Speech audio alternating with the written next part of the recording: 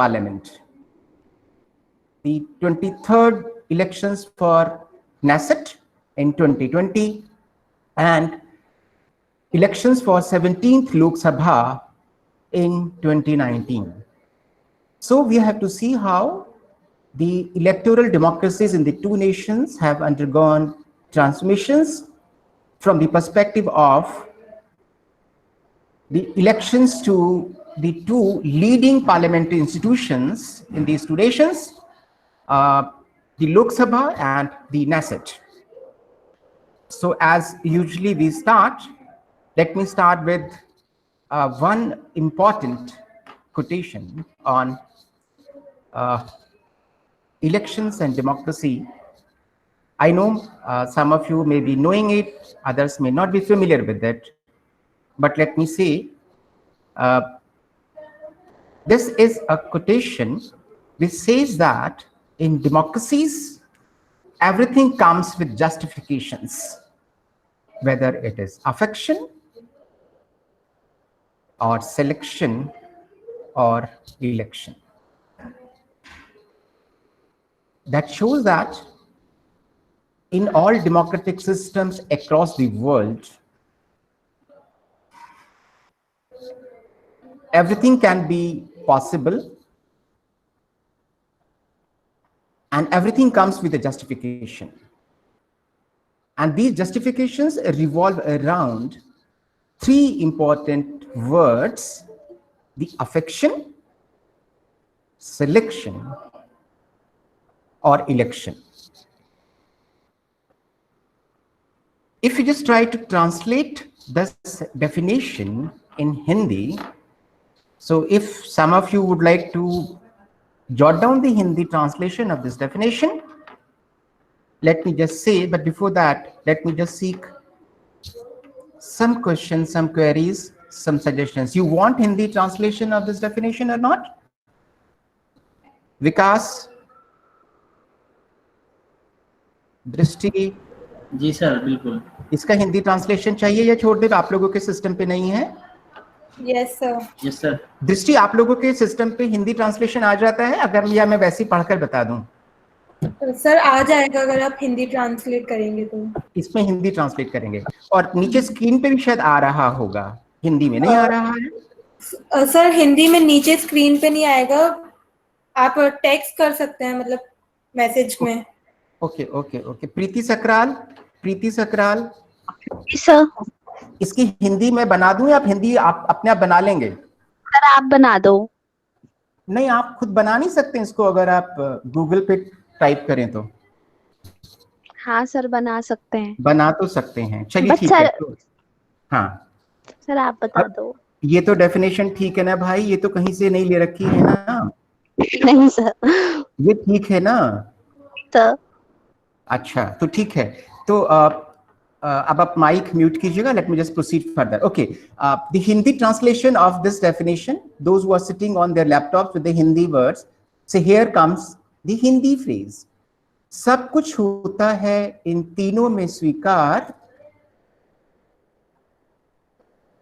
फिर वो हो चाहे अफेक्शन मीन्स लव, प्यार, selection means you can select your enemy and your friend, that is war, and election is चुनावी त्योहार। तो हम ऐसा मानते हैं कि विश्व के लोकतंत्र में जैसे कहा जाता है कि everything is fair in love and war, so we see that over the years electoral democracies have witnessed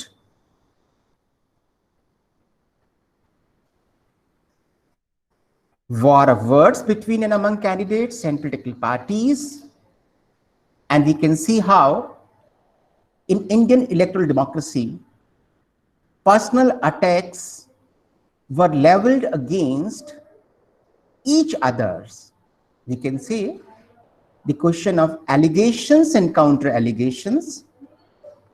Let me just contextualize from the Indian elections 2019, where a leader of a national political party used the phrase "मैं भी हूं चौकीदार," and the counter to this phrase was a leader of another political party who said "चौकीदार चोर है." We could also see these war of words between Narendra Modi ji versus Mamata Banerjee ji. We could also see these war of words between Akhilesh Yadav and Mayawati ji on the one hand, Amit Shah ji and Modi ji on the other hand. We could also see these war of words between Arvind Kejriwal ji and our party on the one hand, Narendra Modi ji on the other hand. Similarly, we could see that how these allegations and counter allegations were leveled by political parties and leaders in Israel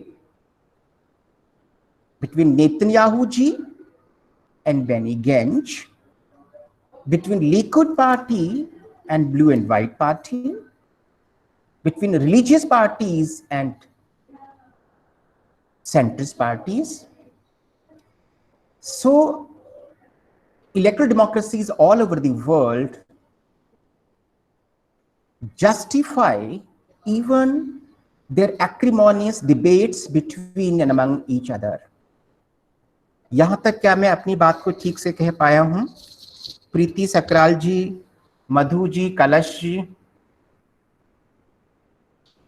yes sir. Yes, sir. मैं कुछ ऐसा वैसा तो नहीं कह रहा हूं? ठीक ठीक जा रहा हूं, नहीं जा रहा हूं? Yes sir. अच्छा, तो आप लोगों ने लिख लिया, नहीं लिख लिया है? मैं आगे चलूं? Yes sir.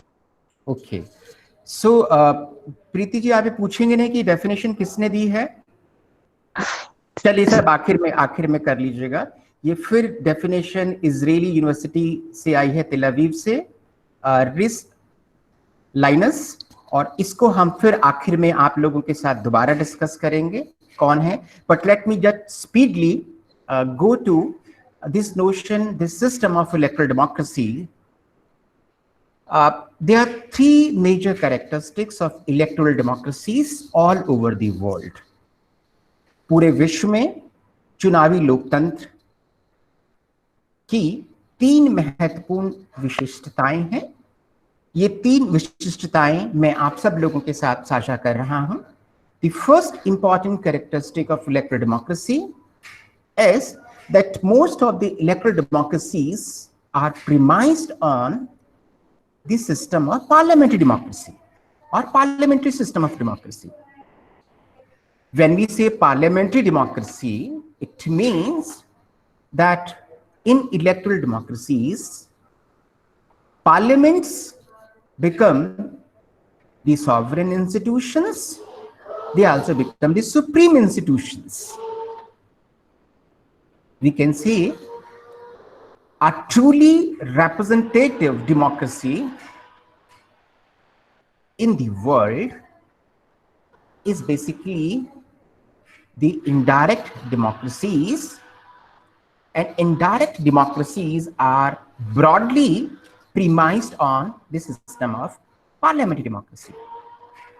इसको अगर हम ऐसे कहें कि विश्व के जितने भी चुनावी लोकतांत्रिक व्यवस्थाएं हैं, उन सभी व्यवस्थाओं में जो सबसे आधारभूत और मौलिक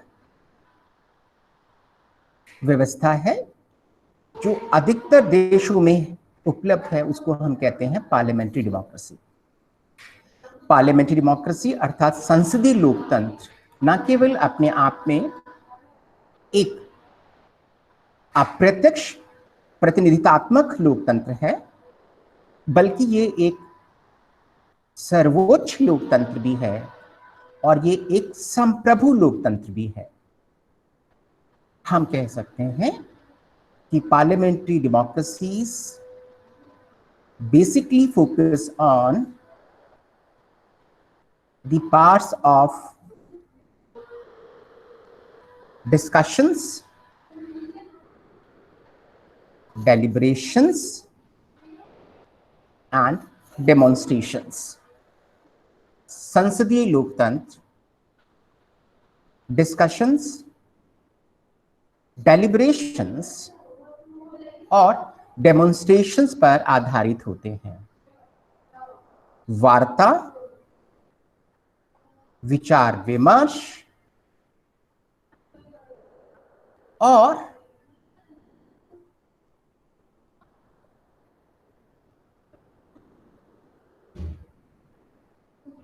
demonstration. Demonstration means how you demonstrate your achievements, how you demonstrate your activities,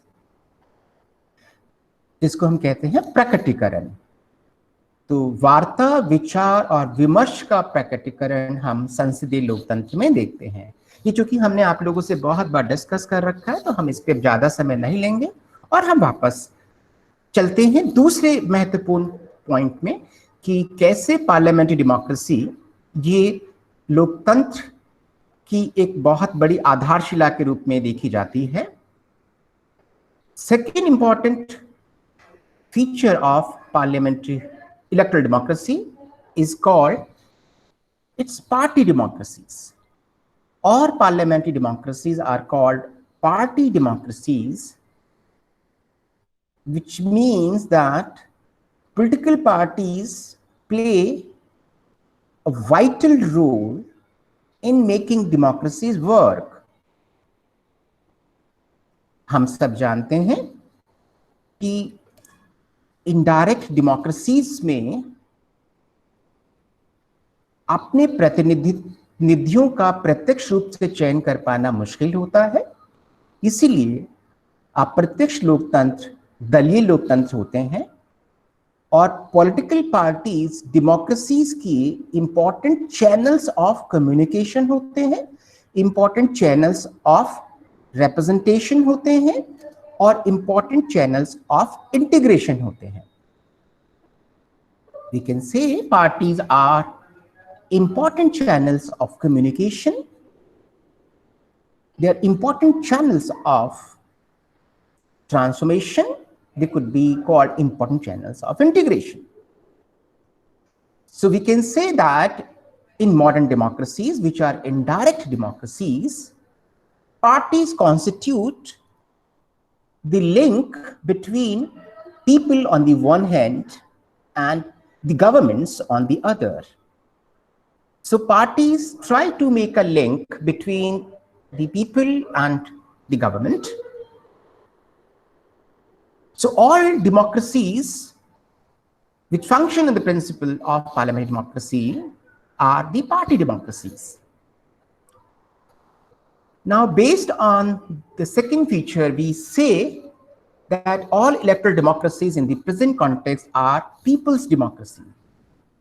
They are people's democracies because people are the voters, they are the electors, and they remain the very basis of a democracy. People have the right to elect a government. They also have a right to reject a government. So in modern day democracies, we can say the real sovereignty lies in the hands of the people. हम ये कह सकते हैं कि वर्तमान समय में जहां जहां चुनावी लोकतंत्र होते हैं, उन चुनावी लोकतंत्र में सबसे महत्वपूर्ण शक्ति जनता के पास होती है और ये जनता वास्तव में नागरिकों के रूप में, ये जनता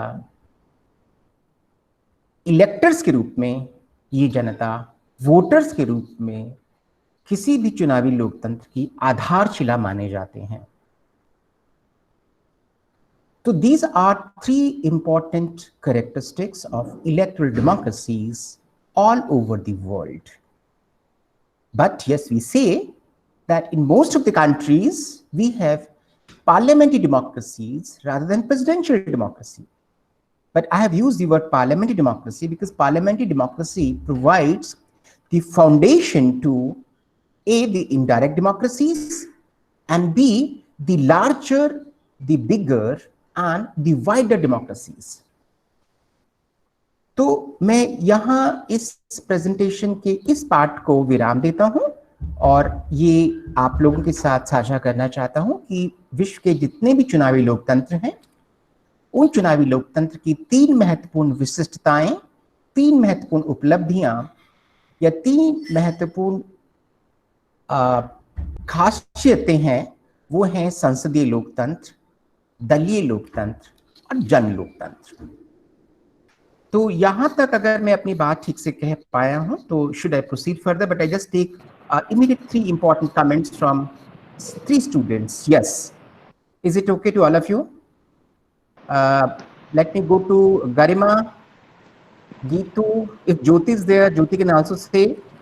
Madhu or Kalash, Akash. Immediately, but speedily कर दीजिए. Hello. Yes, sir. Yes, Sir. is it okay? Yes, yes, yes. Sir party democracy एक बार दोबारा बता दीजिए।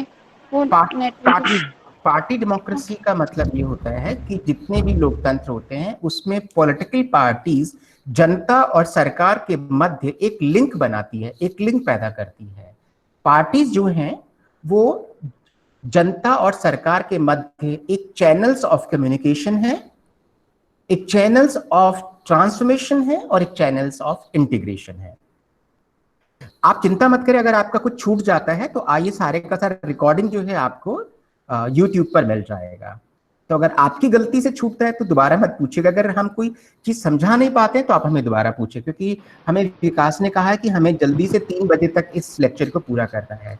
तो अगर विकास आपकी अनुमति हो तो हम आगे चलें। जी sir. Okay okay, Drishti, Anchal. Yes sir. Okay okay, यहाँ तक तो ठीक है, कोई दिक्कत तो नहीं है। प्रीति नो सकराल, सर। कलश। जी सर, आगे बढ़िए। Okay, okay. Now let me just go to, I'll first focus on Israeli democracy, उनकी क्या क्या फीचर्स हैं, उसके बाद क्या चेंजेस आए हैं इजराइल की डेमोक्रेसी में, फिर भारत के लोकतंत्र में क्या विशेषताएं और क्या क्या चेंजेस आए हैं, ठीक है, और फिर आखिर में ओवरऑल चेंजेस क्या हैं। तो if you just give me just 20 minutes में स्पीडली इनको डिस्कस कर लेता हूं, फिर बाद में आप लोगों से प्रश्न ले लेंगे। Okay, let me now first come to democracy in Israel, the electoral democracy in Israel, which is also called the electoral democracy in Israel, which is basically a parliamentary democracy, is based on the principle of proportional representation. Israel का चुनावी लोकतंत्र, जिसको हम संसदीय लोकतंत्र कहते हैं, वो वास्तव में आनुपातिक प्रतिनिधित्व पर आधारित है, proportional representation. I believe all my students must be familiar with proportional representation. Proportional representation को हिंदी में कहा जाता है आनुपातिक प्रतिनिधात्मक राजनीतिक व्यवस्था और आनुपातिक प्रतिनिधित्व, proportional representation। इसका अभिप्राय ये हुआ कि एक पॉलिटिकल पार्टी को जितना भी परसेंटेज ऑफ वोट्स मिलता है उस इलेक्शन में, उसके प्रोपोर्शन में, उसके अनुपात में उसको उतनी सीटें दे दी जाती हैं।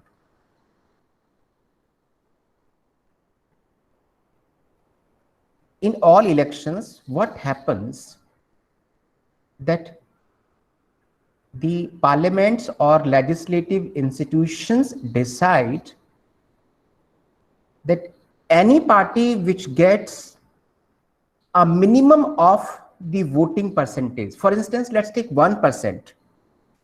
If a party gets 1% of the votes, it will be given seats in the parliament in proportion to its 1% vote.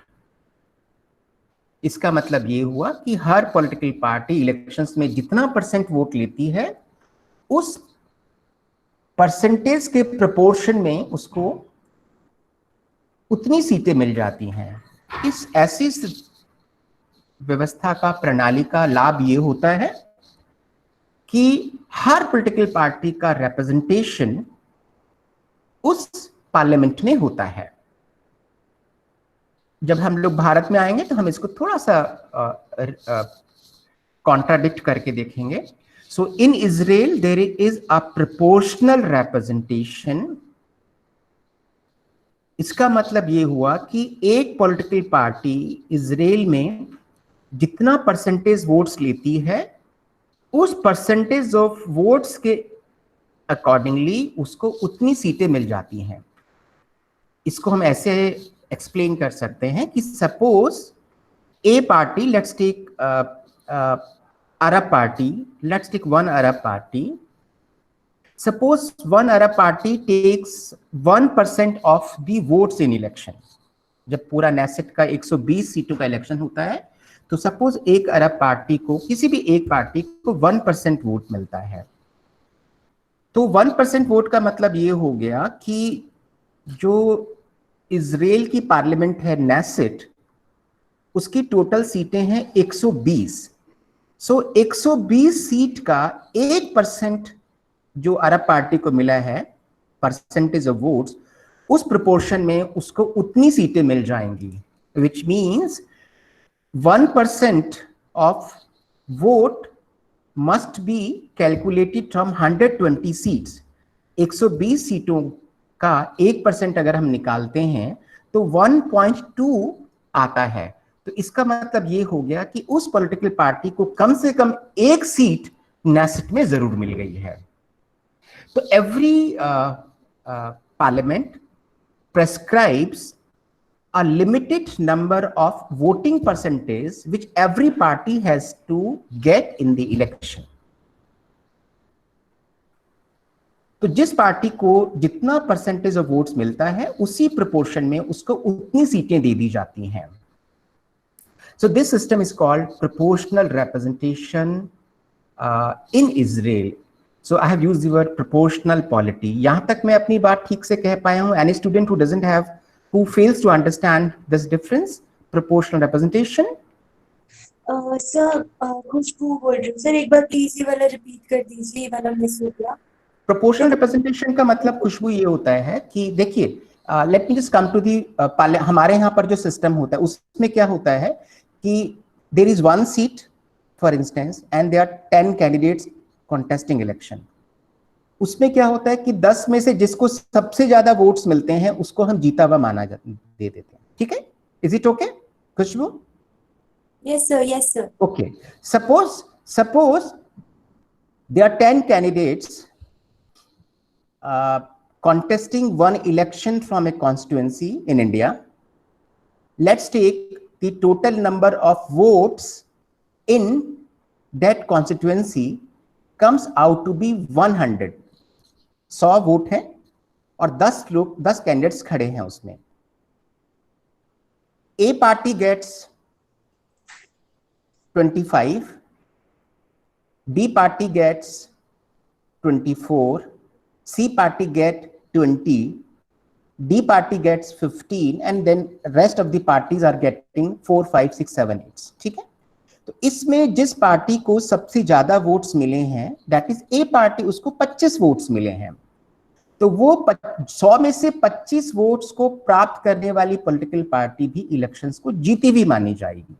ठीक है, ये हमारे यहाँ पर सिस्टम होता है। बट इजराइल में ऐसा नहीं होता है। इसका मतलब, इसका एक ड्रॉबैक ये हुआ कि 100 लोगों में से केवल 25 लोगों ने आपको सपोर्ट किया है, 25 लोग आपको पसंद करते हैं, 25 लोगों ने आपको वोट किया है, लेकिन 75 लोगों ने आपको वोट नहीं किया है। तो even if 75 people have not voted for you, you still get elected. ठीक है, so this happens in a system जो हमारे पास है, भारत के अंदर है, इसको बाद में डिस्कस करेंगे। But in Israel, in proportional representation system, what happens, it is not based on one constituency।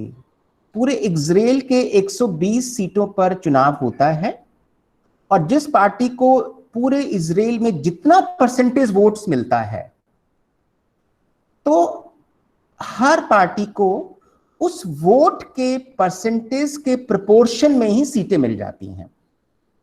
लेकिन ये डिसाइड इजराइल की पार्लियामेंट करती है, नेसेट करती है कि जिस पार्टी को 1% वोट मिलेगा उसको सीटें मिलेंगी, उसको 2% मिलेगा तो सीटें मिलेंगी, 3% मिलेगा तो सीटें मिलेंगी। इसको हम बोलते हैं a minimum threshold point, minimum threshold point. ये हम आगे भी डिस्कस करेंगे आपसे कि कम से कम इतना परसेंटेज वोट्स पार्टी लेगी तभी उसको सीटें मिलेंगी, अगर उस नहीं लेंगी तो नहीं मिलेंगी। तो इसका मतलब ये हुआ कि इजराइल के इलेक्टोरल डेमोक्रेसी में there is a proportional representation, which means every political party or any party which gets any percentage of votes must be given seats in proportion to the votes.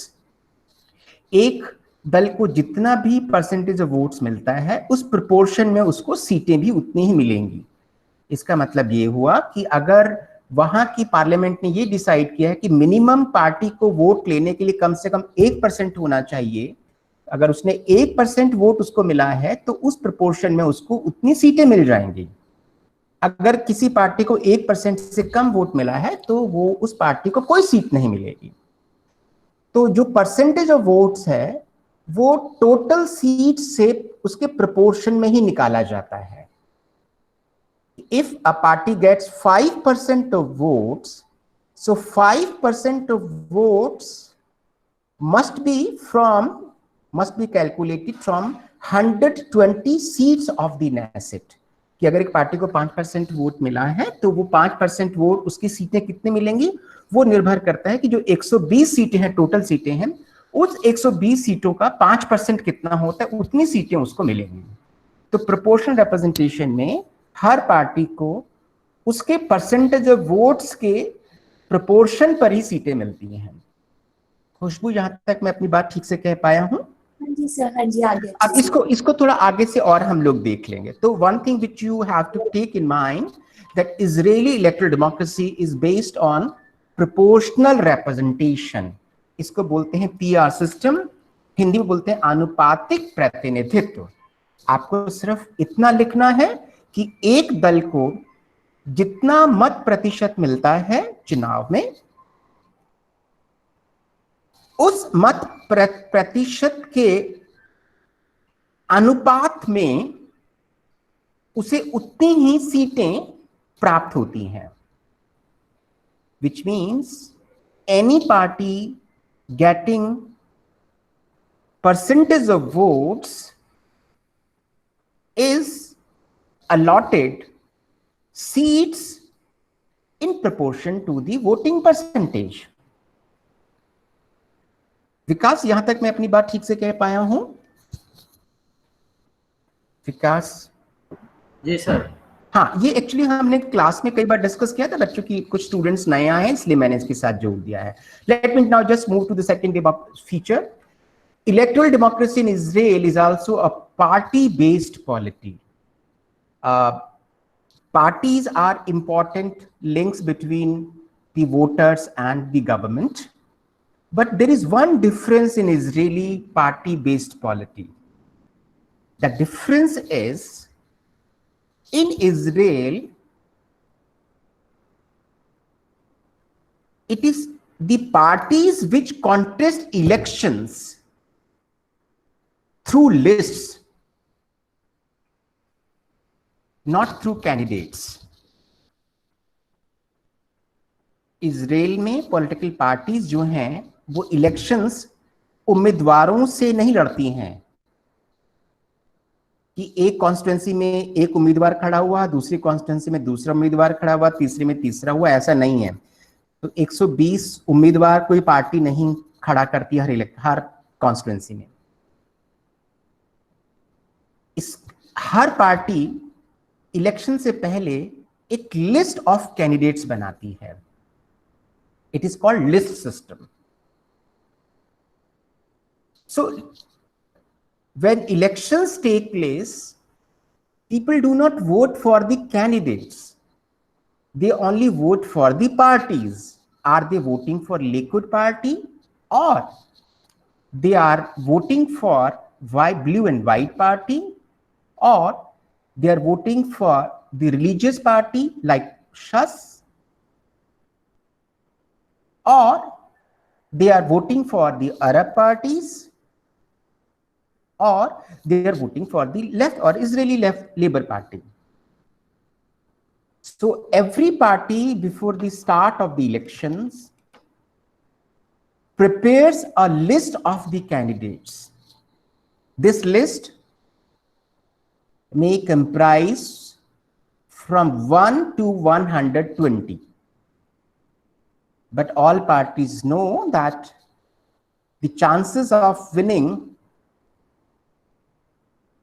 50% seats is difficult.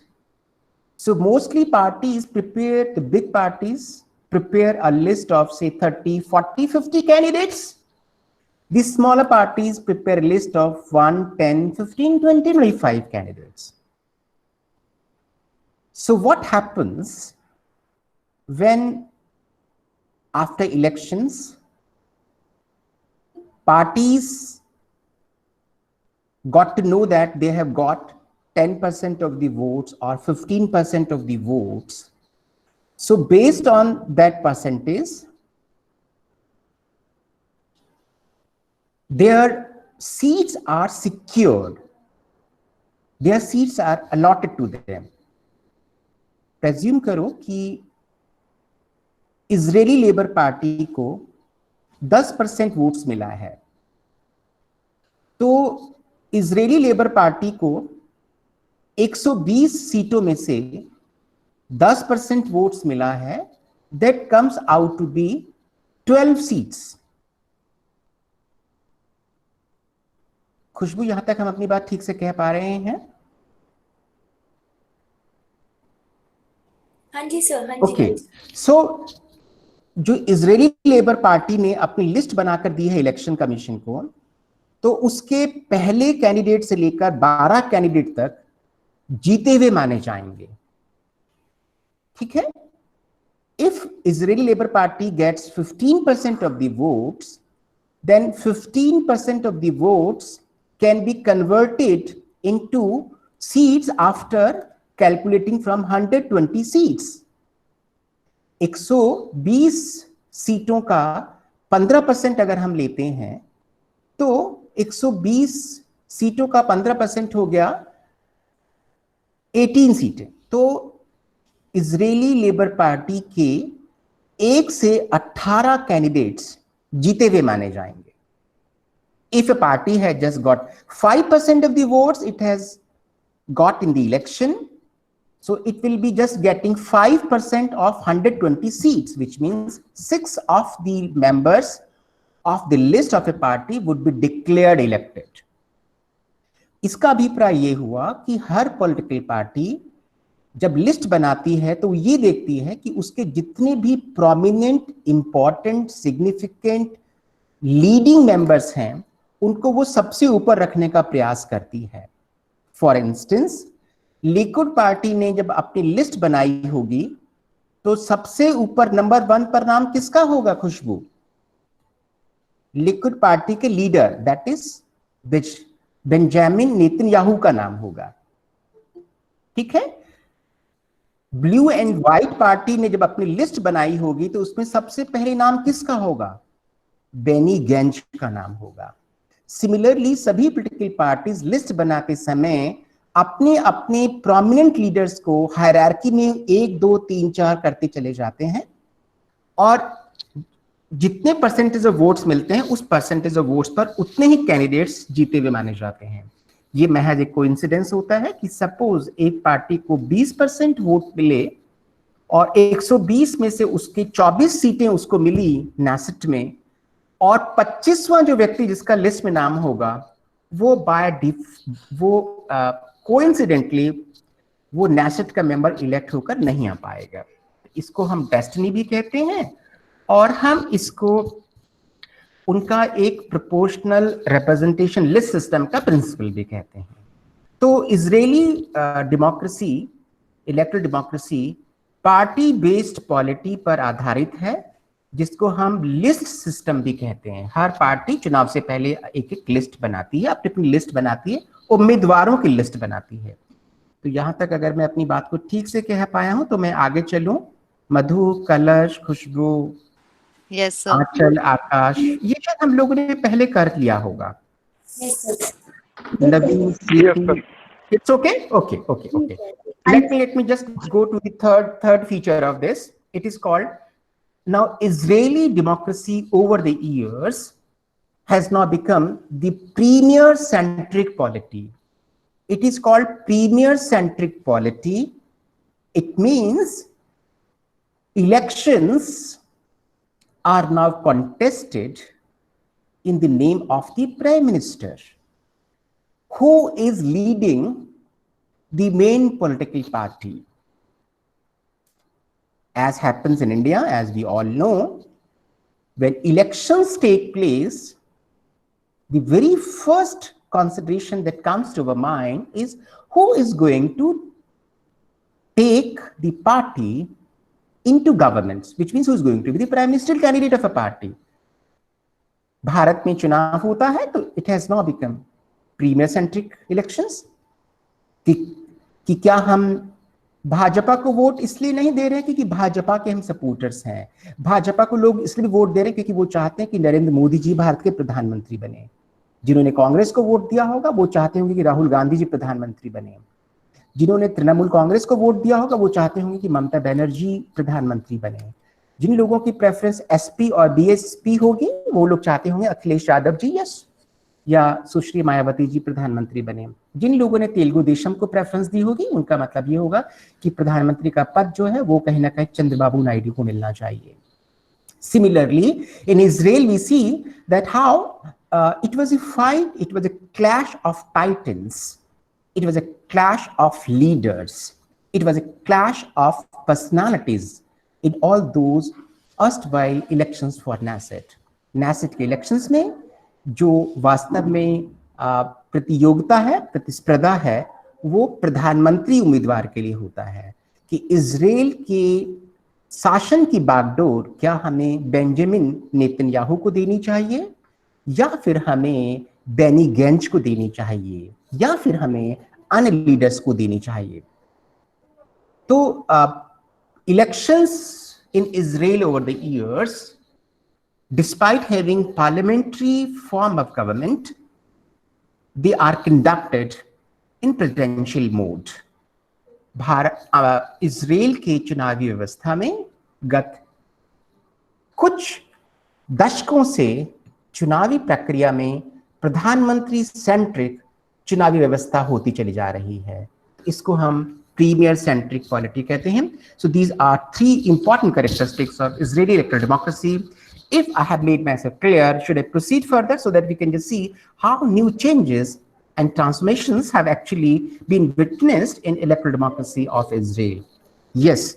So let me just take three quick feedbacks from Afzal and Akash and Achal and Preeti. Okay. Is it okay? Is it okay? क्या मैं अपनी बात को ठीक से समझा पाया हूँ? जी जी sir. Okay. Yes, sir. Okay. Yes, Okay.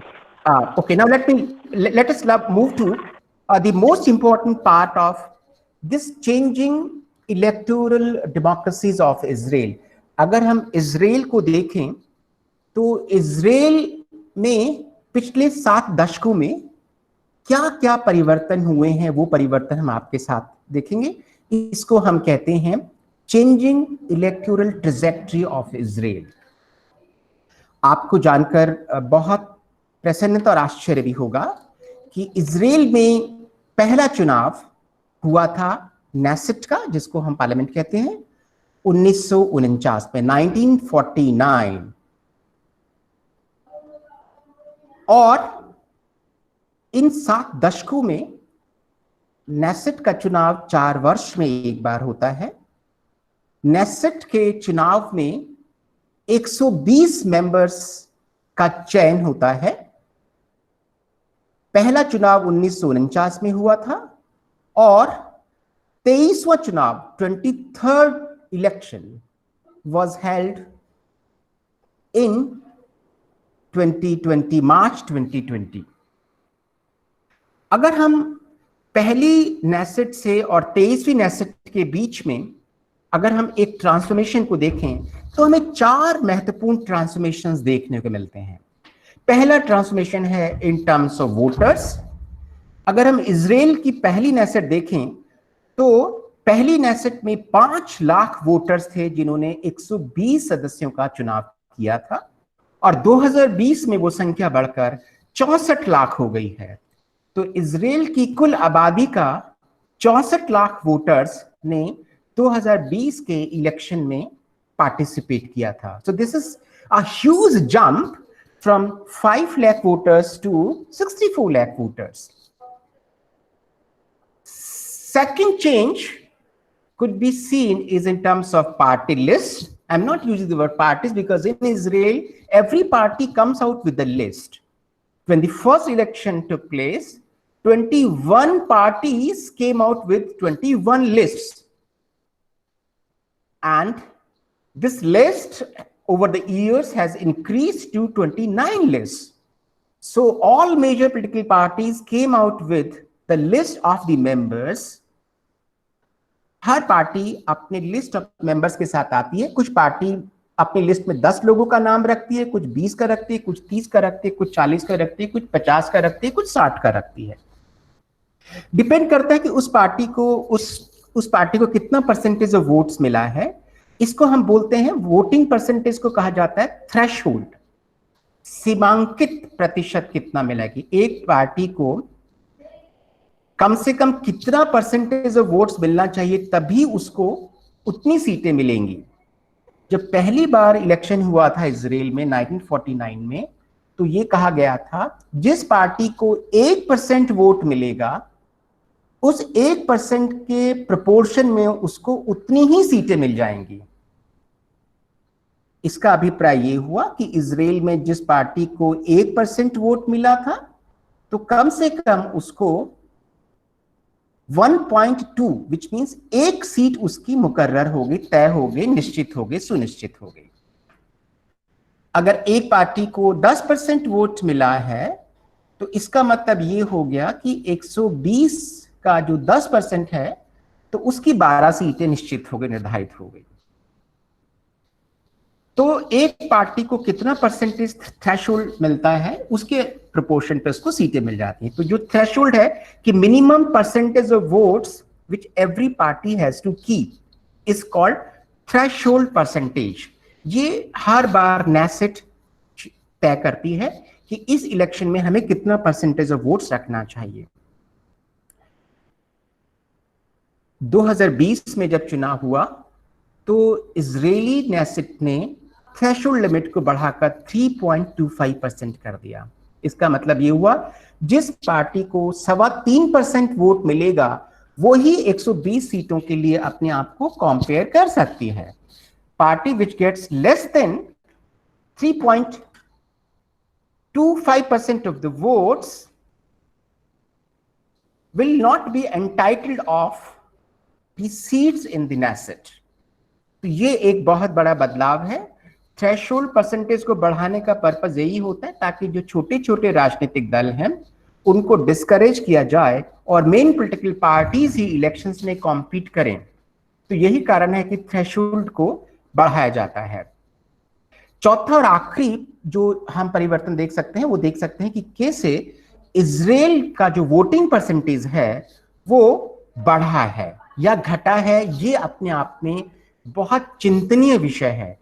आपको जानकर बहुत आश्चर्य होगा कि पहली बार जब इजराइल में इलेक्शंस हुआ था तो 87% लोगों ने चुनाव में भाग लिया था। ये अपने आप में विश्व का शायद सबसे बड़ा लोकतंत्र होगा in terms of turnout participation of the voters. और 2020 में जो चुनाव हुआ है नेसेट का, इसकी संख्या है 71.5%। So there has been a decline in the voting turnout in Israel, but if we see 87% को हम जब 5 लाख वोटर से मैच करते हैं और 71.5% को हम जब 64 लाख से करते हैं तो ये भी एक बहुत बड़ी संख्या नजर आती है। तो this is how we can say that how electoral democracy in Israel has been undergoing change and transformation. यहां तक मैं अपनी बात अगर ठीक से कह पाया हूं तो मैं आगे चलूं, मेरे पास 6 मिनट बचे हैं। Yes, I can take feedback from, let's take first feedback from Kalash and Khushboo and Akash. Yes, sir. Is it okay? मैं Yes, आप sir. Yes, sir. मैं आप यस सर, यस मैं सर। आप लोगों को कोई बुद्धू वगैरह बनाने का प्रयास तो नहीं कर रहा हूँ। Yes, sir. Yes, sir. मैं बहुत मेहनत कर कर आया हूँ, इतनी सारी नहीं चीजें सर, आप अभी लोगों तक तो ऐसा को- नहीं लग रहा। ऐसा नहीं लग रहा है। अच्छा, तो आप खुश हैं कि मैं इतनी अच्छी अच्छी चीजें आप लोगों के लिए लेकर आया हूँ आज? जी सर। आप खुश हैं? जी सर। बहुत खुश हैं। जी सर। ये बहुत सारे खुश हूं, सर। ये सारा प्रेजेंटेशन आपके पास विकास भेज देंगे जैसे ही हमारा प्रेजेंटेशन खत्म होगा। अगर आप मुझे केवल 5 मिनट दे देंगे तो मैं जल्दी से इंडिया के डेमोक्रेसी को भी डिस्कस कर लूंगा, क्योंकि इंडिया की डेमोक्रेसी को बहुत ज्यादा डिस्कस करने की जरूरत नहीं होगी, क्योंकि हम सब लोग उसके बारे में बहुत अच्छा से जानते हैं। फिर भी if you permit me, let जी me sir, not just go to. Sir. हाँ, तो हम चलते हैं इलेक्टोरल डेमोक्रेसी इन इंडिया। और जब हम भारत के इलेक्टोरल डेमोक्रेसी की तरफ चलते हैं तो फिर हमें 3 महत्वपूर्ण विशिष्टताएं नजर आती हैं। सबसे पहली विशिष्टता है कि unlike Israeli system of proportional representation, we have first past the post system. और इस first past the post system को खुशबू हम कहते हैं कि anybody who gets the maximum number of votes in an election is declared elected। किसी भी चुनाव में जिस भी प्रत्याशी को सबसे अधिक मत मिलते हैं वो विजयी होता है, विजयी माना जाता है। इसकी हिंदी होगी, अफजल शायद मुझे करेक्ट करेंगे। अफजल, इसको हिंदी में क्या कहते हैं? First pass the post system. अग्रता ही विजेता। Very good. इसको हम जो जीता वो सिकंदर तो नहीं कह सकते हैं? No sir. अच्छा, ऐसे इनफॉर्मल में कह सकते हैं सर। हाँ, इनफॉर्मली कह सकते हैं खुशबू कि इसमें तो जो भी सबसे आगे होता है वही सिकंदर होता है, वही विजयी होता है। तो first pass the post system की लेकिन हिंदी है, प्रीति सकराल जी, अग्रता ही विजेता। जो चुनावी इस युद्ध में सबसे अग्रणी होता है, जिसको सबसे अधिकतर मत मिलते हैं, वही विजयी माना जाता है।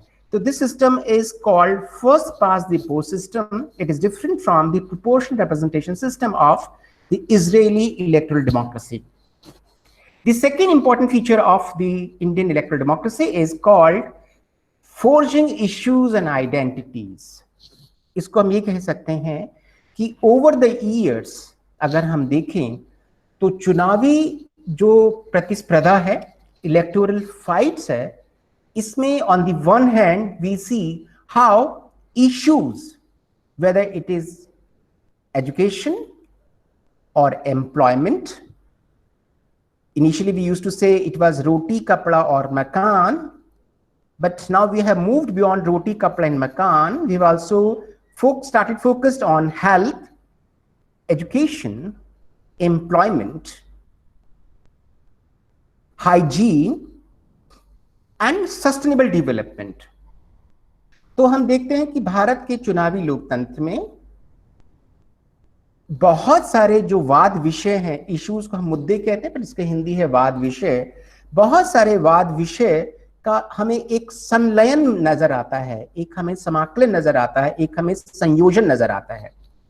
साथ ही साथ हम देखते हैं कि भारत के इलेक्टोरल डेमोक्रेसी में न केवल मुद्दे कन्वर्ज हो रहे हैं बल्कि आइडेंटिटीज भी कन्वर्ज हो रही हैं। When we say identities are converging, it means that identities in forms of castes, identities in terms of communities, identities in terms of regions and languages, identities in terms of clans are also getting converged।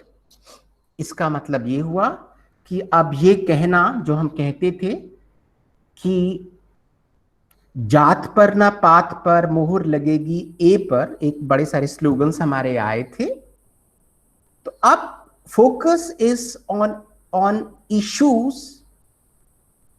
जो रोटी कपड़ा मकान से अब हम लोग शिक्षा, रोजगार और विकास तक आ गए हैं। उसी प्रकार से हम देखते हैं कि जो राजनीतिक दल हमेशा प्राइमोर्डियल आइडेंटिटीज की बात करती थी, जो राजनीतिक दल हमेशा कास्ट की बात करते थे, कम्युनिटी की बात करते थे, रीजन की बात करते थे, लैंग्वेज की बात करते थे, वो धीरे धीरे भारत के चुनावी लोकतंत्र में अब गौण होते जा रहे हैं, वो इनसिग्निफिकेंट होते जा रहे हैं। तो we see how electoral democracy in India has now become a democracy with forging issues and identities, which means issues are forging, getting forced, and identities also being converged in common identities.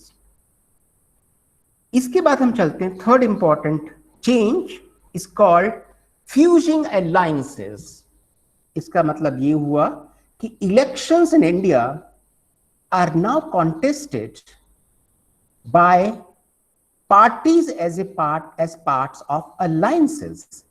Elections राजनीतिक दलों के द्वारा अब नहीं लड़े जा रहे हैं, चुनाव अब गठबंधनों के द्वारा लड़े जा रहे हैं. We can find out in present context there are two important alliances led by two big parties which we now call the Pan-India parties.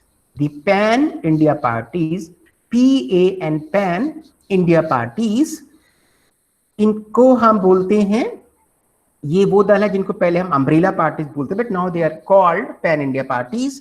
So these Pan-India parties are those parties which represent wider issues, wider identities, wider electoral base, and wider organizational structures. So we can see that Congress on the one hand and BJP on the other, they are two important poles of India's electoral democracy. The alliance of the Congress is called UPA, that is United Progressive Alliance, and the alliance of the BJP is called NDA, that is National Democratic Alliance. So we can say, we can find out two big alliances where parties are trying to get themselves adjusted and accommodated into either of these two alliances, UPA and NDA. हम ये भी कह सकते हैं कि पिछले कुछ दशकों में, विशेषकर 1989 के बाद, we did have a third front alliance. In 1989, it was called National Front Alliance. It was led by Shri VP Singh ji and Chandrasekhar ji.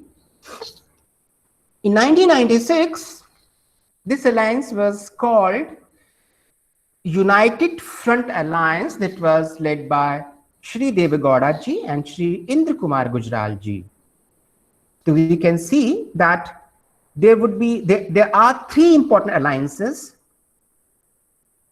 A, the right-wing alliance is by BJP, it is called NDA. The centrist alliance is by Congress, it is called UPA. And we can have the third alliance, it was called National Front Alliance in 80s. It was called United Front Alliance in 1990s. And in 2019 elections, this third front alliance was called Federal Front. Federal Front. It was led by leaders like Chandrababu Naidu ji of Andhra Pradesh. It was pioneered by, or it was supported by, leaders like Sushri Mamata Banerjee ji. It got the support from leaders like Akhilesh Yadav ji and Sushri Mayawati ji, and did have support from The other political parties like DMK, like Telangana Rashtra Samiti, like National Conference and others. So we see that how Indian democracy, India's electoral democracy is more about fusing alliances. So here I come to an end of this slide. If you are comfortable with this presentation, this slides presentation, should I move ahead? Yes, I can just take quick response. Yes, Vikas, Drishti, Aanchal, is it okay? Should I proceed further? Yes, sir. Okay. Yes, sir. Okay. Khushbu, is it okay? Khushbu? Yes, sir. Yes, sir. Okay. Garima? Okay. Yes, sir. Jyoti? Afjal? Akash? Yes, sir. Okay okay Peshwa Bajirao ji आ गए हैं Naveen Naveen Manish Peshwa Bajirao yes sir okay यहाँ तक ठीक है यहाँ तक कोई दिक्कत तो नहीं है नो सर यहाँ तक हम अच्छी तैयारी कर आए हैं लग रहा है हाँ सर अच्छा ठीक है तो let me now just see how there is a change 7 decades change in India's electoral democracy इस चेंज को हम सब लोग देख सकते हैं कि भारत के चुनावी लोकतंत्र में जैसे हमने 4 चेंजेस इजरायली डेमोक्रेसी में देखा वैसे ही हम 4 चेंजेस भारत के इस चुनावी लोकतंत्र में देख सकते हैं जो 7 दशकों में हुआ है so the changing electoral trajectory in the context of India late me just say the first elections to Lok Sabha took place in 1951-52 and the 17th Lok Sabha it is slightly misplaced it is 2019 होना चाहिए ये 2019 होना चाहिए 2019 में ये election हुआ है so the first change which we see in India's electoral trajectory is in terms of voters. When the first election took place, 17 crore voters participated in election. और 2019 में जब चुनाव हुआ तो ये बढ़कर हो गए 90 करोड़ तो 17 करोड़ से 90 करोड़ वोटर्स ने भारत के इस चुनावी त्योहार में जिसको चुनाव आयोग ने कहा है चुनावी त्योहार है इसमें 90 करोड़ वोटर्स ने भाग लिया नंबर ऑफ पार्टीज अगर हम देखें तो फर्स्ट इलेक्शन जब हुआ था तो 53 political parties actually took part in elections और 2019 के लोकसभा इलेक्शंस में 671 political parties basically participated in elections number of candidates को अगर हम देखें so first elections had 1874 candidates participating in the elections this number has gone up to 8026 voters candidates who actually participated in elections and then can see the turnout of elections the first elections had 46% of the voters participating in elections and in 2019 Lok Sabha elections this percentage has gone to 67 so पहले लोकसभा चुनाव 1951-52 से 17वें लोकसभा चुनाव 2019 में 4 महत्वपूर्ण बदलाव हम देख रहे हैं इसने भारत के चुनावी परिदृश्य को उसकी दशा को और उसकी दिशा को बहुत हद तक परिवर्तित कर दिया है तो यहां तक अगर मैं अपनी बात ठीक से कह पाया हूं तो should I proceed further Vikas Drishti Anchal Yes, sir. Okay बस there is one correction it is Lok Sabha 2019 not 2020 इसको हम बाद में करेक्ट कर देंगे सो पहला लोकसभा 1951-52 में हुई थी और 17वीं लोकसभा का चुनाव 2019 में हुआ था So now let me come to the final presentation of this work, which are the new trends in India and Israel's electoral democracy. अगर हम देखें तो अगर हम एक कंपैरिजन करें दोनों का तो हमें क्या महत्वपूर्ण बदलाव नजर आते हैं। ये मेरा लास्ट प्रेजेंटेशन होगा, उसके बाद अगर आपके कुछ क्वेश्चंस होंगे तो I just take up the questions. The first important trend in the two electoral democracy is in terms of awakened voters. You all know that when we were discussing the M5 phenomenon, so we use the word M5 or M5 refers to Matdata in case of India. In context of Israel, it was called Masbia. So the voters in the two electoral democracies have really become very, very awakened. As we all know, we have discussed how the voters are working as they are consumers. In the course of time, they become customers and they also become clients. So voters as consumers, voters as customers, and voters as clients have started defining the fortunes of the two electoral democracies in India and Israel. And we can also link this important phenomenon, M5 phenomenon, with the word alignment of voters, de-alignment of voters, as well as realignment of voters.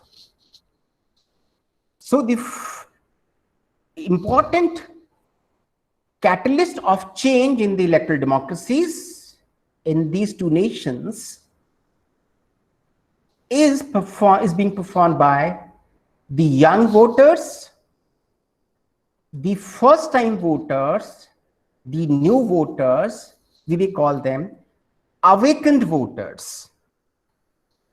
This we've already discussed in the class. The second important change or trend in the context of electoral democracy in the two nations, as you all know, that now I'm focusing on the media. Media in the two nations has become very, very vigilant. When I say vigilant media, my focus is not only on just one media. I would use the phrase M-Troika. M-Troika means there are three dimensions of media. M-Troika.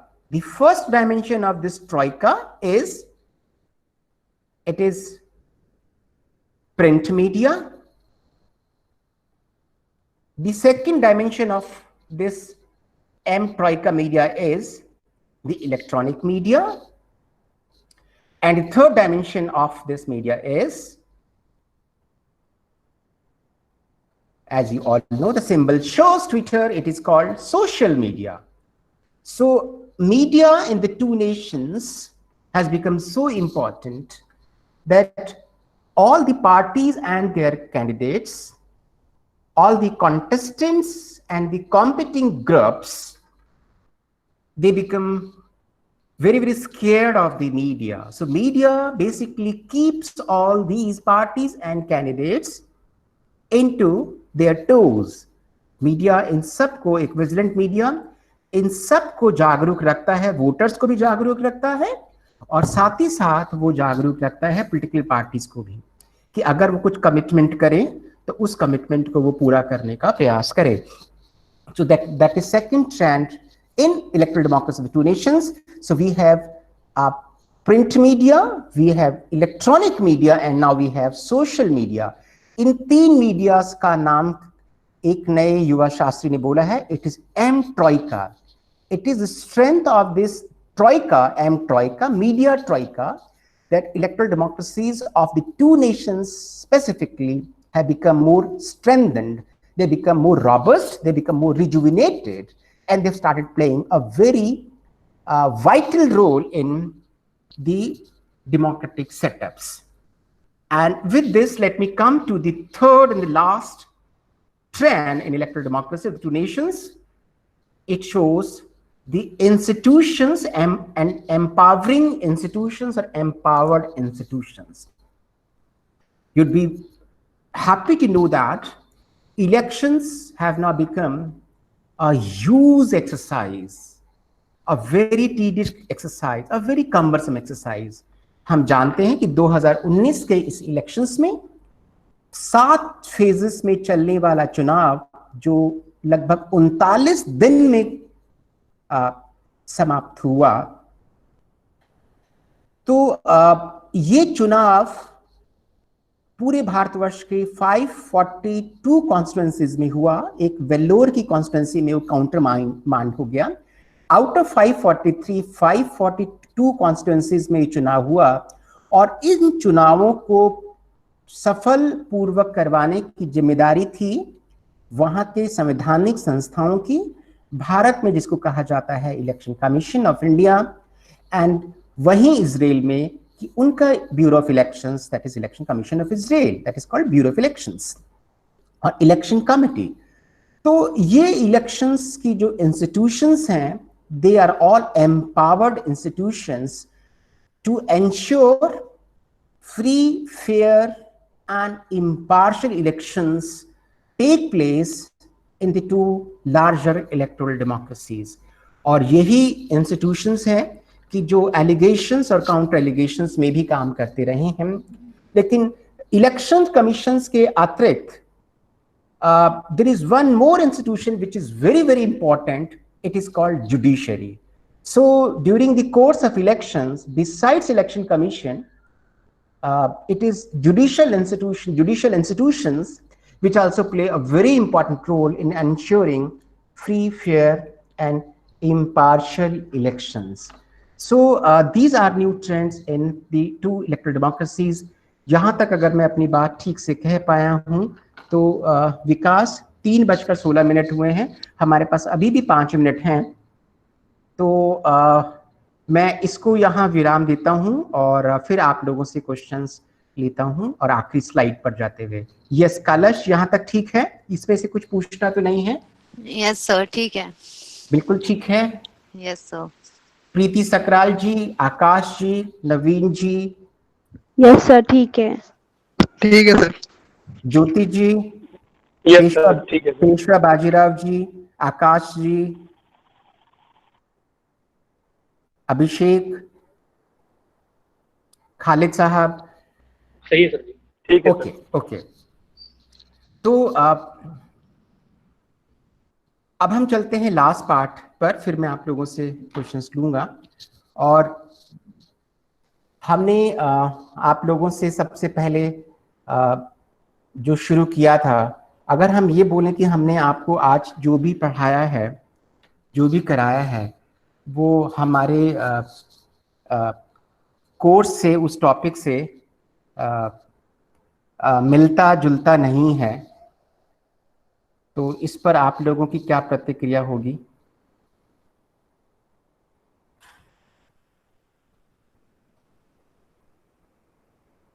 Yes, कोई प्रतिक्रिया नहीं होगी? कलश? Sir मेरी प्रतिक्रिया होती है, तो इस बार मेरी मैं प्रतिक्रिया होती है कलश कि जो भी हमने लिखा है, सब लोग ध्यान रखें, उस सारे लिखे हुए को बिल्कुल भी वो काट दें, ऐसा हम नहीं कह रहे हैं। ये मिलता जुलता नहीं है, ये बहुत कुछ मिलता है। ये पहली बार हम लोगों ने ऐसे नए ट्रेंड्स डिस्कस किए हैं जिसको अभी तक केवल इजराइल के तेल अवीव यूनिवर्सिटी की एक युवा शमा शास्त्री ने ही इसको एक्सप्लोर किया है, और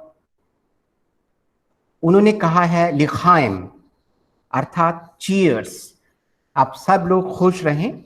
और ये जो नया थियराइजेशन आया है, ये नया थियराइजेशन जो आया है, इसको दिया था रिस ने। रिस मतलब SIR सर, और लीनस हैं सुनील सर, और ये सुनील सर आपके सामने हैं। तो एक बार फिर आप लोगों को बहुत बहुत धन्यवाद इस नए प्रेजेंटेशन के लिए। ये नया प्रेजेंटेशन वास्तव में हम सब लोगों ने जो साझा किया है, ये आप लोगों के लिए एक बहुत इम्पॉर्टेंट एक नया चैप्टर है भारत और इजराइल के लोकतांत्रिक इतिहास में। और यहाँ मैं इसको विराम देता हूँ और आप लोगों से कुछ प्रश्न अगर करने हैं तो मैं I just take back some questions. Screen से सब चीजें हट गई हैं? Yes, okay. But let me just first go to 3 persons who are instrumental in this work. Let me just first go to विकास, जिनकी वजह से हम सब लोग इकट्ठे हुए हैं। Thank you sir. शालिनी ने, अभिषेक ने कहा है थैंक यू सो मच, क्योंकि आपको किसी को कटवाने का जरूरत नहीं हुआ है। वो डेफिनेशन सुनील सर की थी और मैंने सुनील सर को रिस लाइनस करके रिवर्स कर दिया था, वो सब ठीक हो गया है। प्रीति सरकार ने कहा thank you so much sir. Shahzadi ने भी thank you so much sir कहा है। Okay, we still have 5 more minutes to go. You can just take let me just first extend my formal thanks to all of you. And yes, recording is here. It's saved in